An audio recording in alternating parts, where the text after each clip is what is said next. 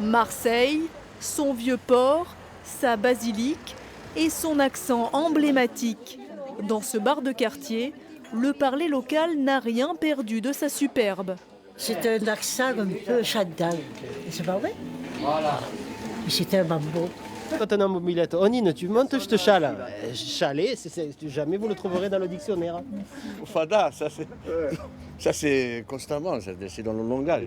Non, je ne rougis pas de mon si bel accent. Chaleureux, mélodieux, l'accent marseillais acquiert ses lettres de noblesse avec Fernandel, Rému et Marcel Pagnol. Et pourtant, il serait menacé. Voilà l'hypothèse de deux chercheurs. Parmi eux, ce spécialiste du parler marseillais et chroniqueur à la radio. Mozart fréquentait aussi quelques minots des quartiers nord. Pendant 5 ans, il s'est penché sur la transformation de la ville et son incidence sur le langage. Il y a notamment des quartiers nouveaux ou des espaces qui ont changé et qui accueillent des populations nouvelles, en tout cas, qui ne sont pas des Marseillais de milieu populaire. Ces nouvelles populations, qui ne sont pas là en masse, ce n'est pas une invasion non plus de Parisiens qui débarquent, mais ce sont quand même des gens qui jouent un rôle important dans la ville et qui peut-être vont contribuer à faire changer, sur du long terme, la façon de parler à Marseille. L'accent marseillais n'est donc pas mort, il se modifie.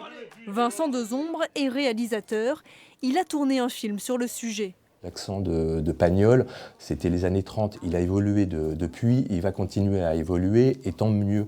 Et il évolue notamment beaucoup avec les jeunes des quartiers qui enrichissent cet accent de plein d'expressions et de mots qui viennent de partout et qui est très vivant. Moi, je suis plutôt optimiste là-dessus. L'an dernier, le mot dégain, comprenait personne, est entré dans le dictionnaire. L'accent et le parler marseillais ont encore de beaux jours devant eux. Oh oui, alors.